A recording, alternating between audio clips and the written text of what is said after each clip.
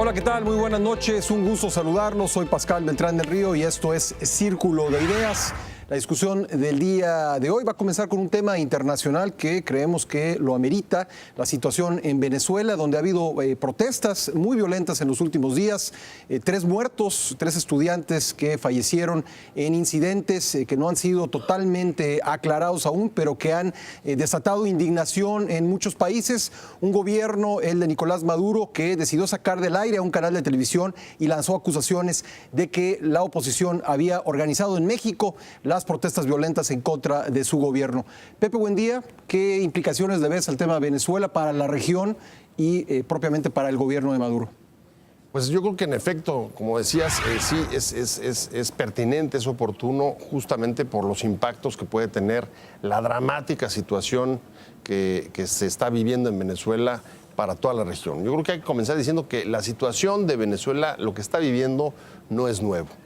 Viene arrastrando una profundísima crisis económica desde hace ya varios años, que hasta cierto punto me parece que el control que ejercía Chávez le había permitido, digamos, que ir librando y haciendo malabarismos para más o menos ir atemperando la situación. Pero una vez que desapareces, digamos, la figura emblemática de la revolución bolivariana en Venezuela, pues lo que queda es una situación que promueve y quizás esa es una de las primeras diferencias y caracterizaciones de lo que está pasando hoy ahí, es una enorme fragmentación política. Tenemos, por ejemplo, a la oposición que venía de haber tratado de construir, digamos, una propuesta unitaria en los últimos meses que se ha hecho pedazos. La oposición nuevamente está dividida. El anterior candidato a la presidencia, Capriles, está marginado, y quien toma, digamos, la batuta hoy en las protestas contra el gobierno de Maduro es la parte más radical de la oposición. Frente a un gobierno que está, imaginemos esta parte de la fragmentación, ya anunciando que es objeto de un intento de golpe de Estado a propósito de las manifestaciones en la calle. Me parece que ahí se está formando la tormenta perfecta por estas condiciones de fragmentación interna, aunado, en efecto, a las consecuencias y al impacto que ha tenido la crisis global sobre los países emergentes, la reducción del precio del petróleo y, por supuesto, el derroche del que ha hecho gala Venezuela con su petróleo. Ahora, frente a esto, ¿cuál es, para regresar a tu pregunta, el impacto sobre América Latina? Pues desde luego, Venezuela, junto con otros países, ha encabezado digamos, una propuesta que pretende ser alternativa a los gobiernos que señalan como neoliberales de los otros países de la región, con un enfrentamiento clarísimo frente a Estados Unidos. Y yo me imagino que Estados Unidos simplemente está viendo, digamos, casi con gusto el deterioro profundo en el que se está sumiendo ese país, porque sería, pues, una forma de dejar que solos, sin necesidad de intervenciones ni de golpe de Estado, pues demuestren la fragilidad y la inviabilidad del proyecto que han tratado de encabezar. ¿Qué pasa si Venezuela cae? Pues desde luego sería, pues, un golpe muy fuerte para otros países, Ecuador, Bolivia, Cuba, Nicaragua, Cuba, que han tratado de impulsar una propuesta distinta en un continente en el que, dicho sea de paso, algunos de los problemas, seas bolivariano o no seas bolivariano, son comunes, como por ejemplo la crisis fiscal tan profunda que está atravesando a todos los países de la región, independientemente del modelo económico. Todos, desde Argentina hasta Venezuela, incluso México, atraviesan por unas severas incapacidades de los estados para poder mantener los servicios y los bienes públicos. Y me parece que ahí es donde está parte del episodio que estamos viendo en Venezuela y en otros lados. Hay un creciente quiebre entre las posibilidades de los estados, lo estamos viendo incluso en Michoacán, en el caso nuestro, para mantener la gobernabilidad y contar con los recursos para articular y mantener el orden, porque están siendo cada vez más pobres y más débiles. Ángel Verdugo, como dice Pepe, este viejo modelo latinoamericano está en crisis. ¿Esto es lo que estamos viendo en Venezuela? Yo creo que hablar ahorita de América Latina con ese nivel de generalización, particularmente en los problemas que señaló Pepe, yo creo que no es del todo objetivo. Probablemente ese concepto geopolítico pudiera haber sido aplicado objetivamente hace 40 años quizá, o todavía en los años 60. Hoy, para bien o para mal, América Latina es varias Américas Latinas. Hay casos donde esa diferenciación se debe a golpes de Estado, por ejemplo, el caso de Chile, que es más que evidente. Los 17 años del licenciado Pinochet dieron lugar a un conjunto de políticas públicas donde el mercado es el que reina, y producto del éxito, pues se han dado situaciones estas en el sistema educativo, por ejemplo, ¿no? El método de las pensiones individuales, que Chile es el que innova en ese sentido y que es el más antiguo en América Latina, ahí sí. Es decir, una serie de elementos, el respeto a los derechos de propiedad, particularmente en el campo, ha ayudado a generar una agroindustria increíblemente exitosa, particularmente en el ramo de frutas finas en el mundo, etcétera, ¿no? Y hoy está llegando, ahora sí coincido con Pepe, a un punto de quiebre donde tienen que generar un nuevo andamiaje, pero producto del éxito, y tienen una serie de elementos que les permitirá sin duda alguna salir adelante. El otro caso quizá sería Brasil, con un golpe de Estado, 1964, João Goulart, etcétera, y que también tiene un futuro quizá producto de sus abundantísimos recursos naturales, una democracia que se mantiene con todos sus asegúnes, problemas de participación del Estado en la economía, pero al final de cuentas esos los pondríamos aparte. Hay casos de menor relevancia, pero que tienen viabilidad. El caso de Perú es una cosa sorprendente, que se esperaba que el señor Ollanta Humala llegara a regresar a las etapas incluso de la primera gobernación de Alan García, cuando ha sido lo contrario, ha profundizado las políticas en favor del mercado, al grado tal que ha habido, por ejemplo, licitaciones de predios de 45, 50 mil hectáreas, convocando a inversionistas internacionales, cosa nunca vista en América Latina.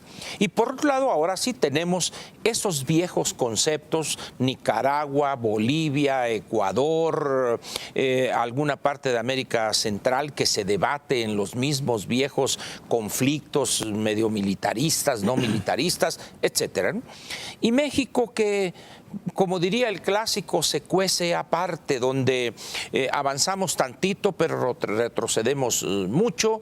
Y yo creo que ante esa visión de muchas Américas Latinas, yo creo que el caso de Venezuela es, como diría García Márquez, es la crónica de un fracaso anunciado.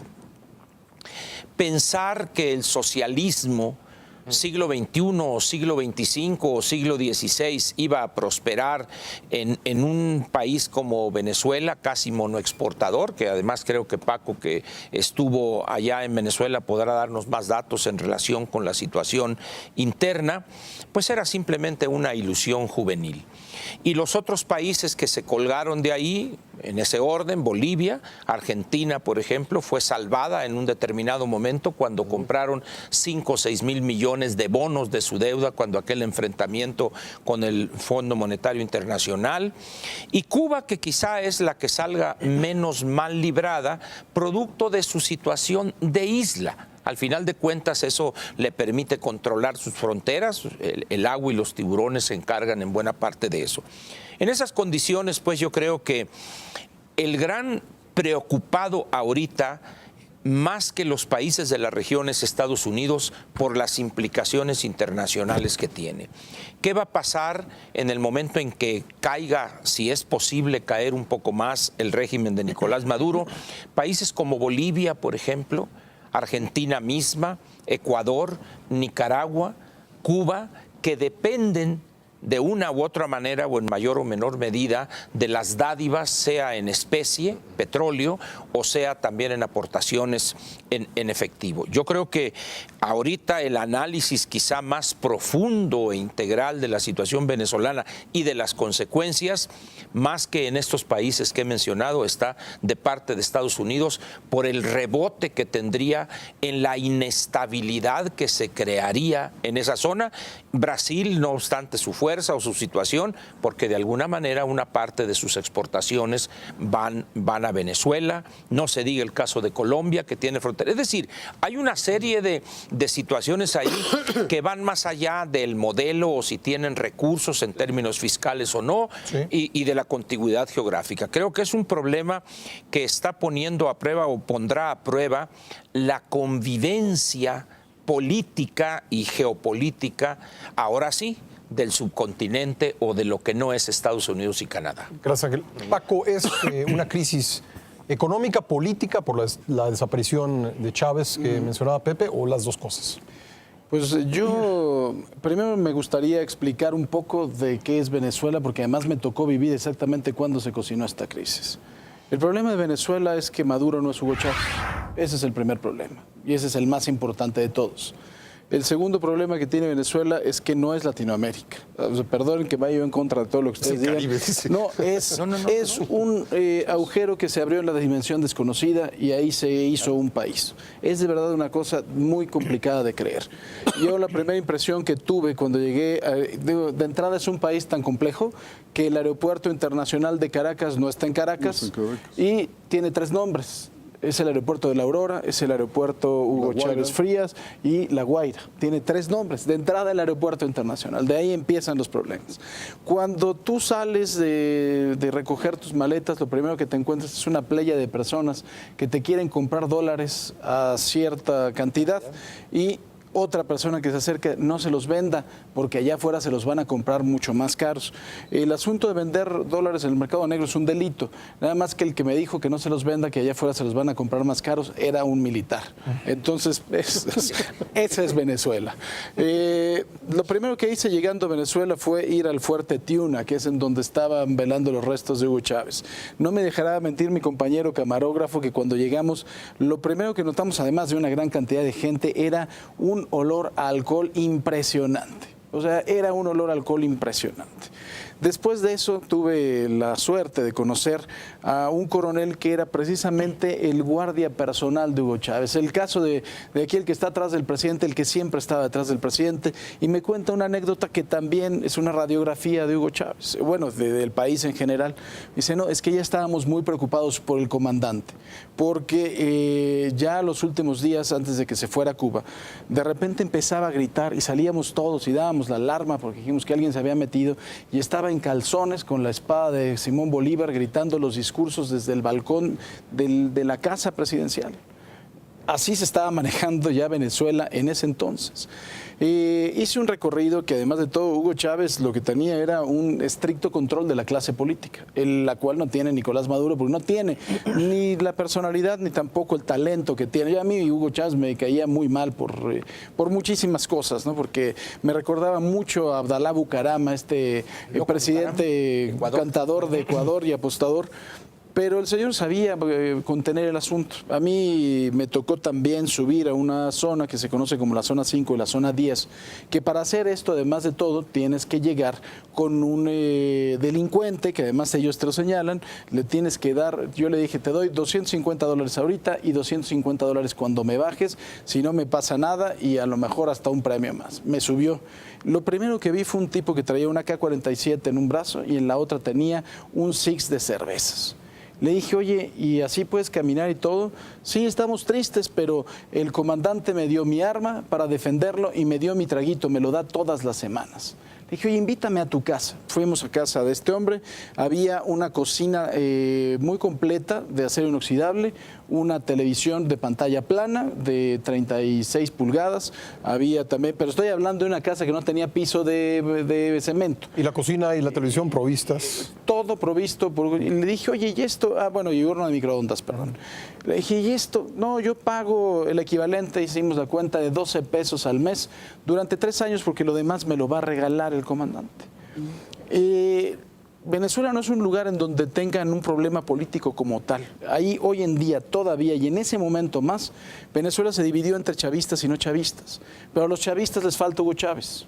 Y a los chavistas les falta quien les dé precisamente lo que estaban acostumbrados a recibir por parte de Hugo Chávez, porque ya no está alcanzando el dinero. La gente de producción que nos ponía todas las cosas para poder hacer la transmisión fue la misma que organizó el último meeting de Hugo Chávez. Y me contó que precisamente quien acompañó a organizar el meeting de la logística que iba a ser con helicópteros y con bocinas fue precisamente Nicolás Maduro con el director de PDVSA al lado. Y le decía, oye, ¿cuántas bocinas se necesitan aquí? 10, pongan 20. ¿Y cuánto cuestan? $2 millones. Págale. Y en ese momento se le pagaba. Ese era Venezuela. O sea, yo pasé, por ejemplo, a PDVSA, una de las empresas otrora más importantes del mundo, que fue más, en la época que todavía no gobernaba Hugo Chávez, era más grande precisamente que las 7 hermanas, era más grande solo PDVSA, era la compañía más rentable del mundo en producción del litro de petróleo en contra de los costos que tenía. Y hoy en día PDVSA tienen gente armada afuera, evitando que la prensa pueda grabar cómo están las oficinas de PDVSA. El día del funeral de Hugo Chávez había gran cantidad de gente en la calle y había camiones de PDVSA repartiendo agua, naranjas, sándwiches, pero no te estoy hablando de uno, Pascal, te estoy hablando de 25 en toda la avenida. Eso es más o menos lo que hoy en día pasa. Pero yo creo que irse a la microeconomía del lugar es lo más importante, ver a la ama de casa. A mí me fui a un súper. Y entonces primero entré al súper y dije, voy a ver cómo están las cosas. La calidad de los productos, por ejemplo, como tú lo sabes, ellos intercambian con Bolivia, por ejemplo, petróleo, pero les dan 28 veces más de petróleo y Bolivia les regresa pollo, un pollo de una calidad ínfima, por decirlo algo. Bueno, un pollo criticado por el presidente Evo Morales. Así es. Además, yo por eso no comí pollo cuando estuve en Venezuela, fuera la de malas. Pero otra de las cosas que para ellos es fundamental, la harina pan para la preparación de las arepas, que es la comida nacional, es como los tacos aquí. Y le dije, yo ya había filmado con mi celular porque yo sabía que no me iban a dejar entrar al súper. Hasta para eso hay control, es una cadena privada. No me dejaron entrar con la cámara, entonces filmé con el celular. Y el lugar en donde estaba la harina pan estaba vacío. Le dije, oiga, ¿no que no había escasez de harina de pan? No, sí, ahorita lo traen. Oiga, es que yo tengo interés en llevarme una. Nunca llegó la harina de pan. No, por supuesto que no había una gran escasez. Desde ese momento ya había escasez de papel de baño. Y saliendo me puse a hablar con la gente. Y la gente simple y sencillamente, la gente beneficiada por Hugo Chávez, habló de Hugo Chávez de forma tremenda. Señoras que se pusieron a llorar, que me decían que a su hija le había pagado la carrera a Hugo Chávez. Y gente que me sacaba el ticket y me decía, mire nada más cómo nos ha este señor sumido en la mierda. Porque así me lo dijo. ¿Para qué? O sea, era un ticket que más o menos hacías el cálculo. Eran aproximadamente $50 y la señora tenía 2 bolsas, cuando mucho. Vas a una, y además para ellos un asunto muy importante que no pueden modificar, es el asunto del precio de la gasolina. Eso causó las revueltas con Carlos Andrés Pérez, que dejaron una gran cantidad de muertos porque quería poner la gasolina en un precio normal. Fui con un señor a hacer un reportaje también que traía una Cheyenne, 58 litros, yo se los pagué y pagué 12 pesos mexicanos por 58 litros. Entonces, lo que se vive en ese país es una irrealidad total. Porque si todo fuera ese precio y verdaderamente el petróleo se utilizara para poder de alguna forma ayudar a la gente y resolverle sus necesidades, está muy bien. Pero lo que pasa es que ni con todo el petróleo, ni aunque también se traigan el petróleo de Irán y de Arabia Saudita, van a poder O sea, tener en bonanza económica a una población, por más chica que sea. El problema de Venezuela es, antes y después de Hugo Chávez, que el señor Maduro no es Hugo Chávez, y dentro también de su propio equipo ya está empezando a haber problemas muy importantes porque ya empezaron a oler sangre, y en cualquier momento la misma gente que está organizando esas protestas en la calle están ligadas al propio Maduro. Y como digo, ¿no? O sea, aquí los chavistas que están dejando de ser chavistas son el principal problema, porque esos chavistas que dejan de ser chavistas y que ya no los están ayudando, están armados y son mucho más violentos que los grupos de ultraderecha que pueda el señor Maduro decir. Entonces, la situación es grave, y eso de que es Latinoamérica, perdónenme, eso es la dimensión desconocida. Bueno, vamos a continuar analizando este tema de Venezuela. Hacemos una pausa y regresamos. No se vaya. Esto es Círculo de Ideas.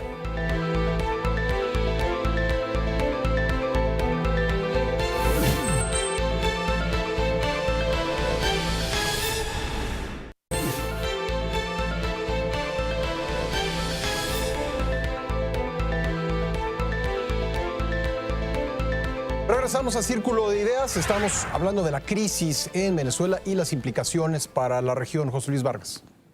Bueno, a ver, yo diría que un poco lo que Paco acaba de plantear, es decir, las anécdotas que acaba de contar reflejan, por más que ahora queramos teorizar, lo que es Venezuela, ¿no? Me parece que es muy nítida esa apreciación.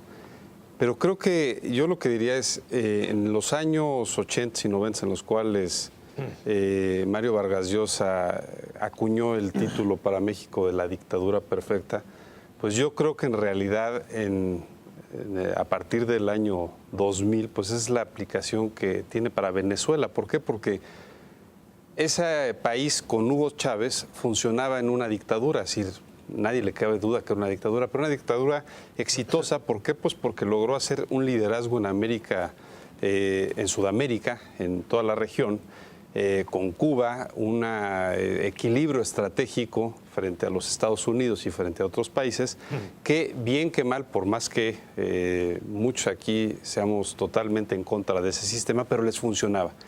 Y sabiendo que una industria petrolera que venía en declive a pasos acelerados, ¿no? Creo que el principal problema es que llega este hombre Maduro, que en realidad pues políticamente es muy inmaduro por lo que se ve, y no tiene esa capacidad, de liderazgo, no tiene esa capacidad de hacer alianzas estratégicas. No le dejaron bien la receta de la dictadura, de cómo se hace una dictadura bien hecha, ¿no? Y entonces estamos viendo pues un país, como bien dice Paco, que se está hundiendo y hundiendo. Y con un problema que ya se vuelve una cuestión compleja, es cómo administras una industria tan grande como la petróleo que tienes, con evidentemente recursos naturales muy importantes, pero sin capacidades para poder vivir de eso exclusivamente como nación. Ahora, a mí lo que me extraña aquí es que más allá de eso, que ese es algo descriptivo y yo no soy un experto en Venezuela, es cuál es la posición de México y del gobierno mexicano con Venezuela. Me llama la atención que no haya una nota diplomática de la Secretaría de Relaciones Exteriores diciendo la posición de México es condenar enérgicamente asesinatos de Estado contra la población. ¿Por qué? Porque creo que de las pocas cuestiones rescatables de la política internacional de los gobiernos panistas, una había sido la de tener muy claro el énfasis en la relación con Venezuela y la relación con Cuba en términos de no admitir las violaciones a derechos fundamentales. Al grado de que hubo una respuesta muy dura de Chávez y hubo rompimientos y también con Cuba, ¿no? En su momento. Entonces, me parece que esa ambivalencia de no salir a decir nada, y sí, por el contrario, unas semanas antes, el presidente de la República irse a tomar la foto con el dictador de los pants inmortal, ¿no? En Cuba, me parece que es muy mal mensaje. Y es muy mal mensaje, ¿por qué? Porque, ¿qué quiere decir eso? México ya cambió de política, es decir, México ahora ya no tutela los derechos fundamentales frente al resto del continente. Es decir, ¿cuál es la posición de México frente a cosas concretas donde creo que un país con el liderazgo que sigue teniendo México en la región no se puede quedar callado? Y me parece muy preocupante que lo haga, porque la impresión que me da es que no tienen posición. y eso me parece todavía más preocupante. Ahora, Martín, otro tema es la dimensión internacional y de las alianzas en América Latina. En un momento el ALBA pues, llegó a ser pues un grupo de países que tenían mucha voz en el concierto internacional, pero ¿qué pasa? Ya no está Hugo Chávez, sí. El presidente Mujica creo que es un hombre muy inteligente, casi un filósofo, pero creo que no es un líder regional, como podría ser Tabaré Vázquez. Cristina Kirchner no es Néstor Kirchner. En fin, hay ausencias importantes en lo que fue ese bloque de países, ¿no? Yo creo que, bueno, y un poco respondiendo a José Luis, que planteaba que con Hugo Chávez les funcionó a la cúpula gobernante y le funcionó a un grupo de venezolanos que se beneficiaron del chavismo, pero a la mayoría de la población yo preguntaría, ¿realmente vieron beneficio? Alguna vez lo comentamos en otro programa de Círculo de Ideas. ¿Qué tanto realmente la sociedad venezolana, la población venezolana, los más pobres por los que decía luchar Hugo Chávez, realmente se vieron beneficiados de las políticas adoptadas por el chavismo, por el régimen que encabezaba este hombre, que nadie pone en duda su liderazgo, tanto en Venezuela como en los países que, como dices, Pascal, se fueron sumando a estos acuerdos y formando un bloque contra Estados Unidos que llegó al grado de preocupar al gobierno estadounidense por la estabilidad o desestabilización de la región latinoamericana. Ahora bien, para mí se les está yendo de las manos Venezuela porque Maduro no tiene la estatura política de un hombre de Estado que la tuvo Hugo Chávez, querámoslo o no, ahí estoy totalmente de acuerdo, pero el daño que tenía Venezuela ya lo venían arrastrando desde que Hugo Chávez vivía. Bueno, Hugo Chávez llegó a decir... Antes, quizás desde antes. Y decía, yo voy a gobernar 30 años. Bueno, nadie tiene la vida comprada, ya todos sabemos lamentablemente lo que le pasó en su salud, pero que terminó con una etapa dentro del chavismo en Venezuela que no ha sabido mantener y llevar y sacar a buen puerto el actual presidente venezolano. Y el resto de los países siento que se están resquebrajando. Esa suma que había logrado hacer Hugo Chávez en la región se ha ido resquebrajando, y para mí el hecho de mirar hacia México por parte de Maduro y acusar que en México se formaron los grupos que hoy se están desestabilizando Venezuela es nada más patadas de ahogado, es nada más una tabla de salvación para tratar de reunificar el régimen chavista que hoy realmente está haciendo agua y que yo lo veo muy resquebrajado en una sociedad.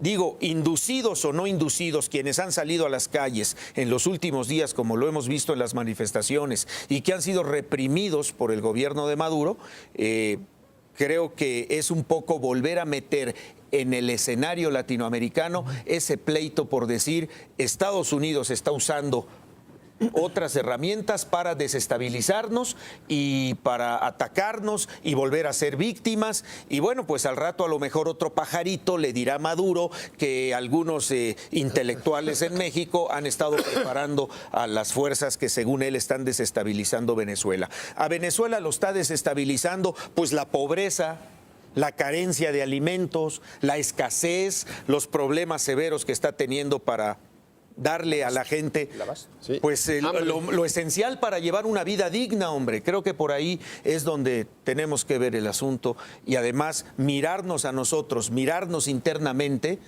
¿Qué tanto de los problemas que hoy tiene Venezuela con un régimen político diferente? Sí, pero ¿qué tanto de esos problemas son capaces, independientemente del régimen político, desestabilizar a una sociedad como hoy vemos? Ya hemos hablado hasta el cansancio de Michoacán, Guerrero, Oaxaca, y hoy lo preocupante es que todo este fenómeno está llegando a las grandes urbes del país, como puede ser el Estado de México y el propio Distrito Federal. Humberto, creo que no podemos olvidar los antecedentes, ¿no? ¿Cómo llegó Chávez al poder? Bueno, llega en medio de un descrédito total de la clase política venezolana, en medio de la corrupción. Y creo que hay una lección ahí, ¿no? Yo creo que sí, para los mexicanos hay varias. Esta falta de gobernabilidad, esta ausencia de gobernabilidad, esta ausencia del Estado, de las instituciones, bueno, le abrió el paso a un régimen como el de Hugo Chávez. Efectivamente, el descrédito de la clase política venezolana fue total, abismal. Y me parece que Hugo Chávez optó por una medicina que en México se ha aplicado ya desde hace 30 años y que nos prometen aplicar en mayor medida, que es la petrolización de la economía. Con la petrolización de la economía, que es un producto que va al alza en el mundo, en los últimos 30 años creo que le ha ido bastante bien a los países productores de petróleo, pues hay algunos sobrantes ahí para repartir entre la población. Se ha hecho en México, se hizo en Venezuela, pero en Venezuela se intentó un cambio de Estado, plantar al Estado sobre nuevas bases. Ese fue el proyecto de Chávez. Hicieron una nueva constitución incluso, pero me parece que no se puede crear un Estado nuevo sin ideas. Si ustedes se fijan, Maduro no tiene a quién citar. Las citas de Chávez están ausentes. Es decir, no hay manera de apoyarse en el pensamiento de Chávez, o no había un pensamiento articulado, un pensamiento de Estado, un pensamiento político que le diera futuro al país. Por eso cita al pajarito. Pues es lamentable, pues hay incluso caricaturesco el asunto. No hay ideas y lógicamente sin ideas no se puede transformar un país. Sin ideas no hay revolución. Y lo lamentable para mí es que a fuerza de petrolizar más la economía quiera transformarse a México. Yo creo que la elección de Venezuela es para que la tengamos muy presente. Ahora, en el plano de las relaciones bilaterales, las relaciones multilaterales que ya planteaba José Luis, creo que no hay que olvidar la reciente cumbre del CELAC en La Habana, donde creo que el acuerdo más importante entre los países fue: no nos vamos a meter los unos con los otros con la situación interna. ¿Cómo ven ustedes Venezuela en el contexto internacional? ¿La comunidad internacional va a dejar que eso pues simplemente se pudra, o va a haber algún tipo de intervención? Pep. Bueno, tú señalabas hace un momento que en efecto el ALBA, los momentos estelares, digamos, del ALBA, o el auge del ALBA, tuvo que ver también con liderazgos. Sí. Y bueno, y se olvidó mencionar a Dilma, no es Lula tampoco, ¿no? Sin duda. Sí.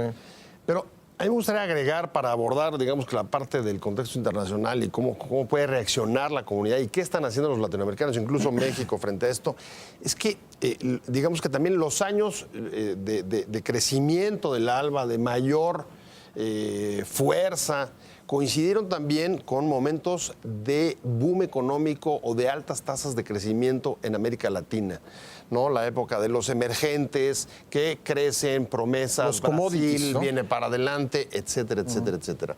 Y esa época, sobre todo después de la crisis global de 2008, ha ido, digamos que reduciendo las expectativas o modificando o atemperando los crecimientos en todos estos países y dejando a la luz problemas profundos, porque en los años de crecimiento tampoco lograron resolver crisis fiscales que hoy están apareciendo y tampoco llegaron a generar nuevos pactos de renta, como por ejemplo tampoco lo vimos en el caso venezolano, pero en muchos otros países tampoco. Ángel decía hace un rato, no podemos generalizar en América Latina. No, todos son diferentes, hay una gran pluralidad, pero hay un elemento que de repente uno puede empezar a rastrear de un país a otro, sobre todo en los últimos años. Tú citabas a Brasil. Brasil es un buen ejemplo de cómo un país promesa, una potencia emergente que iba a ser de los que se iban a integrar al la cabeza de los países en desarrollo, pues sufre una fuerte crisis fiscal que en el último año ha mantenido serias protestas en la calle. ¿En demanda de qué? En demanda de servicios. Los brasileños han salido a la calle a demandar salud, educación, no alzas al transporte. Y sobre todo, o acompañadas de una severa crítica a la celebración del Mundial de fútbol. Es decir, están gastando en el Mundial y aquí no estamos teniendo servicios de calidad. Si nos vamos a otro país, transportémonos a México, tenemos también un problema fiscal. A pesar de haber aprobado la reforma a finales de 2013, la reforma fiscal, la recaudación sigue y seguirá siendo baja, seguirá siendo limitada. Y aquí en este país, pues tampoco, ni en los mejores momentos de crecimiento, que ya no me acuerdo ni cuándo son, tuvimos o se generó, digamos, un nuevo pacto de rentas que pudiera evitar el otro fenómeno que se está dando en muchos de estos países de la región, y es una enorme polarización. Entonces, ahí hay digamos que elementos comunes que nos explican. Una, cómo el ALBA, digamos, ha perdido el fuelle que traía y el por qué, viendo las circunstancias de cada país, las crisis fiscales, las dificultades económicas, cada país está viendo las posibilidades de sufrir conflictos, manifestaciones, protestas dentro de sus propias fronteras y, como tú mencionaste hace un momento, en Cuba, pues un poco lo que acuerdan es, a diferencia de otras épocas en las que a lo mejor había habido señalamientos sobre derechos humanos o democracia, cada quien voltea a ver sus fronteras y sus propios conflictos. Paco. Yo creo que por Brasil no se deberían de preocupar, porque efectivamente sí estoy de acuerdo que Dilma Rousseff no es Lula, pero los brasileños tienen una forma de ser muy como los mexicanos. En cuanto suene el primer silbatazo del primer partido del Mundial, ya valieron las protestas. Eso de es- verdad, ¿eh? O sea, eso es real, No ¿eh? pasó en CONCACAF, ¿eh? No Pues, pasó en CONCACAF. ¿Cómo se puso? Afuera de Se confederaciones. hundieron Pero incluso. las se confederaciones- encendieron las pero protestas. las Confederaciones no es el Mundial. O sea, en cuanto vean jugar a su selección con miras a ganar, se olvidó absolutamente todo y van a empezar a mover la mano así en lugar de la mano así. Ya lo verás. Y eso, Desde el carnaval van a empezar. Exactamente. Desde el carnaval van Te a empezar. acordarás de mí. Y se van a ir en un pistón. En otro asunto y viendo verdaderamente qué es lo que está pasando y cuál será la actuación de cada uno de los países dentro de las crisis que se puedan generar en cada uno de ellos, principalmente en Venezuela. Yo lo vi cuando se murió Hugo Chávez. De verdad, me tocó platicar ahí con Vanessa Rubio, que es la subsecretaria de Relaciones Exteriores para América Latina de nuestro país. Me tocó ver a Cristina Fernández. Cristina Fernández iba como una boda, se sentía una parte novia y una parte viuda, ¿no? Y estaba verdaderamente feliz. Estaba Otto Pérez, el presidente de Guatemala, que por primera vez lo estaban pelando todos los medios de comunicación, entonces se sentía verdaderamente muy contento. Yo a todos los presidentes latinoamericanos que vi, los vi con una intención de ir nada más a ver qué es lo que estaba pasando, a dar un aplauso, a darse unos abrazos e irse. Sobre todo tienes otros países que están alrededor y que han sido satélites de Venezuela y que de verdad les están regalando petróleo por alimentos, pero cuando están pagando el 10% del petróleo que les están dando en alimentos, no se van a meter ni de broma, es más, van a apoyar en todo lo que puedan para que el señor Maduro no le pase absolutamente nada. Y yo creo que cada día el interés de los Estados Unidos está decreciendo, ¿no? Porque ya no tienen un tipo beligerante, porque además de todo a Venezuela le sigue conveniendo venderle petróleo a los Estados Unidos. Entonces yo creo que lo que pase ahí los van a dejar desde mi punto de vista y esto va a terminar en mucha más violencia y los van a dejar que se masacren, ¿eh? O sea, me queda perfectamente claro. Resuelvan sus problemas. Sí, sí, sí. Tenemos que hacer otra pausa, pero regresamos, no se vaya, seguimos con esta discusión. Esto es Círculo de Ideas.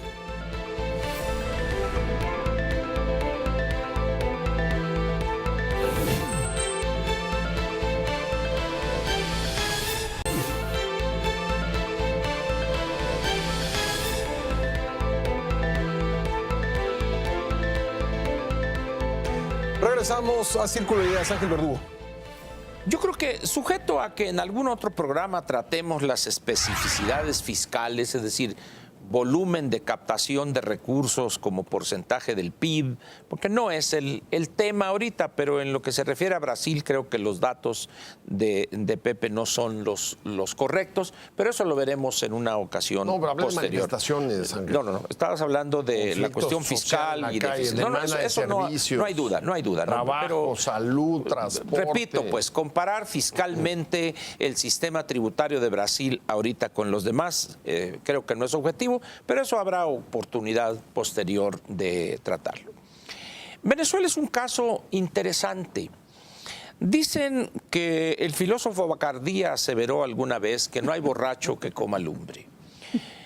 Venezuela posee una cadena de refinerías en Estados Unidos. Posee refinerías bajo una marca, no recuerdo si es Conoco, y tiene Y una gasolinerías también. cadena de estaciones de servicio increíble. Es una fuente, o sea, de ingreso, utilidades que tiene, de tal manera que incluso en la época del Chávez mismo era un poco así la bravata típica del peleonero de cantina. O sea, Estados Unidos para Venezuela ha sido no solo el mercado para colocar su petróleo, una buena parte de su producción, y obtener utilidades también.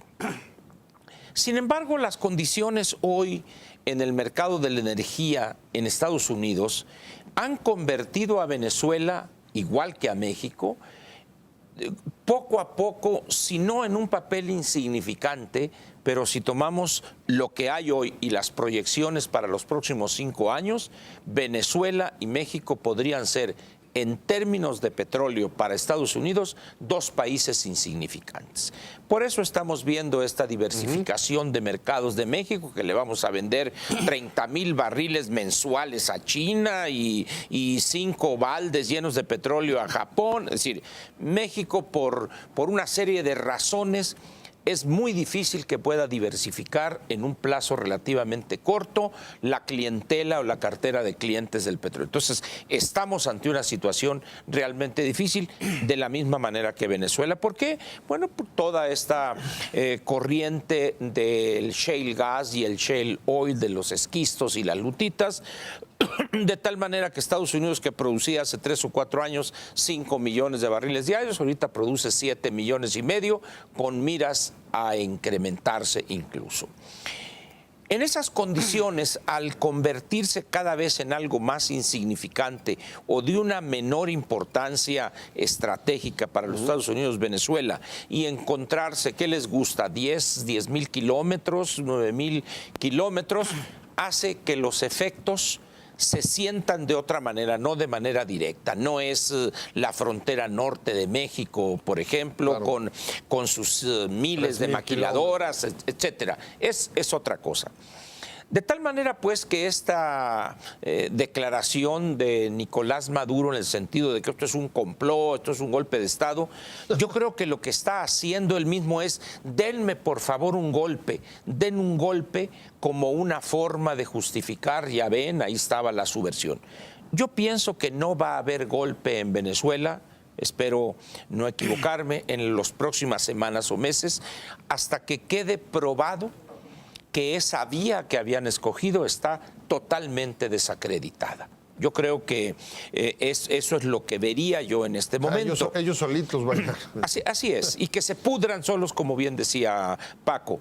Pero eso evidentemente tendrá un beneficio a largo plazo para los Estados Unidos. Miren ustedes, ahí está Venezuela.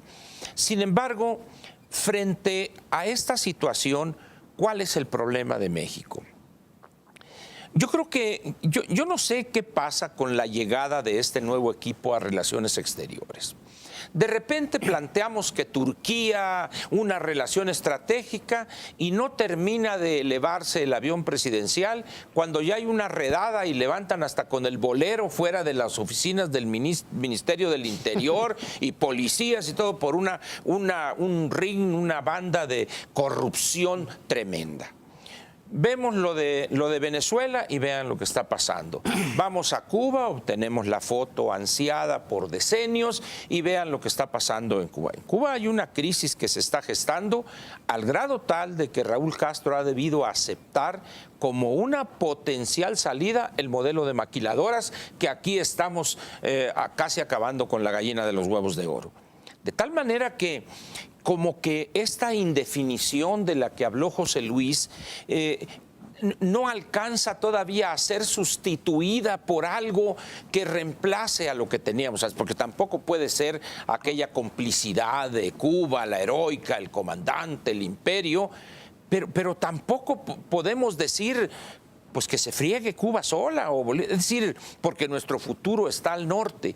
Hemos querido sustituir esa alianza vergonzante, vamos a decir, con Estados Unidos y Canadá, bien a bien, como que todavía nos resistimos un poco, pero estamos escogiendo mal los socios. Ahora, en el caso de esta última reunión con el Transpacífico, ¿cómo se llama? Donde está Chile, Perú, Colombia y México, la Alianza del Pacífico, y ahora incorporada Costa Rica, sería quizá un frente promercado, vamos a llamarlo así, que serían los países que de manera más decidida están a favor de una economía de mercado. Donde estaba Ollanta-Humala, por donde supuesto, ¿no? Exactamente, de manera además que hicieron mofa de él por la cuestión futbolística. Además, entonces yo creo que eso sería una especie de contrapeso donde México podría jugar un papel importante.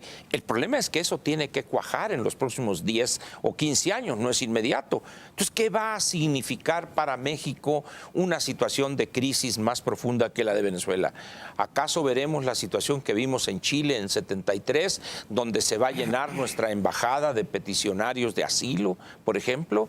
¿Cuál sería la reacción del gobierno mexicano, ese silencio que mencionaba José Luis? Yo creo que para la Cancillería no está fácil lo que está pasando en Venezuela, porque ni tenemos la presencia geopolítica de Estados Unidos, ni tenemos los recursos económicos financieros de Estados Unidos, y que también, Ni el como han intercambio comentado, comercial, ¿no? en términos internos tenemos nuestros propios problemas, de Ni el tal intercambio manera. comercial, ¿no? Así es. Y por No, cierto- es despreciable. y el por intercambio cierto- comercial. Y por cierto que Venezuela nos expropió Cemex, Efectivamente, Maseca. y la embajada, ¿no? Así es, y además Por cierto. incluso creo que hay una compañía, no sé si TV Azteca y todos ya salieron de ahí. Es decir, Venezuela en términos económicos se ha portado mal con México. Muy. Y no obstante eso, ahí vamos de glúteos veloces, como diría el clásico. ¿Qué es eso, maestro? A ver, hay una dimensión que luego no, te explico. de la que no hemos hablado mucho, la planteaba Pepe Buendía, que es la de una oposición fragmentada.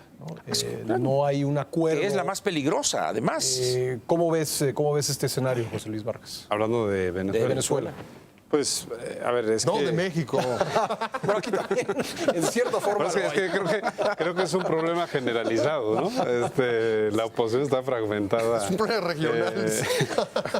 Mira, a ver, pues es evidente que no ha logrado tener la fuerza deseada y por lo tanto, lo que bien decía Martín, lo que empezamos a ver como brotes de violencia o de reacción social, pues en realidad obedece más al hambre y a la precariedad que a una organización planeada para derrocar a un régimen. Esto que Maduro se rasga las vestiduras diciendo está todo planeado. No, ahí están los estudiantes diciendo no somos ni Maduro ni Capriles. Sí. ¿no?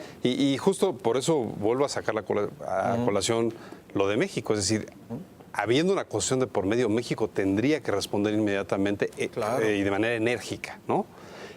Pero bueno, creo que eso, insisto, obedece más a factores reales y que es la situación que a una cuestión de organización política. Ahora, yo quería mencionar un tema ahorita con lo que decía Ángel. A mí lo que me parece, y contestando la pregunta que tú planteabas, Pascal, ¿qué podemos esperar de esas cumbres como el CELAC y otras de Latinoamérica que se reúne para ver temas? Pues la verdad es que muy poco nada. Es decir, esas cumbres sirven muy bien para tomar el daiquiri entre primeros ministros, fumarse un habano y demás, pero no funcionan, Pascal, porque somos totalmente desconfiables los unos con los otros en América Latina. Es decir, estamos diciendo que vamos a generar acuerdos, nunca los llegamos a aterrizar, decimos que vamos a ser la alianza comercial más importante que se haya hecho en la historia y lo primero que vamos a hacer al día siguiente es ir a negociar con los Estados Unidos, que la estrategia evidentemente hemisférica de los Estados Unidos es esa, divide y vencerás, yo pacto contigo, yo no pacto con todos en una mesa. Pues porque no les conviene, porque en cada país tienen intereses distintos. Diferentes. Sí, Martín, pero aquí hay un Humberto, ingrediente social. Yo quisiera hacer hincapié en esa parte de la sociedad que cada vez nuestras sociedades latinoamericanas están más irritadas e irritables con sus gobiernos o sus regímenes. Claro. En México lo estamos viendo claramente porque lo tenemos todos los días a la vuelta de la esquina. Países quizá de los que no diario nos enteramos de lo que ocurre en sus entornos urbanos o semiurbanos. Debe estar pasando exactamente lo mismo después de que lo que ha brincado de Venezuela a lo largo de esta semana que terminó, ¿no?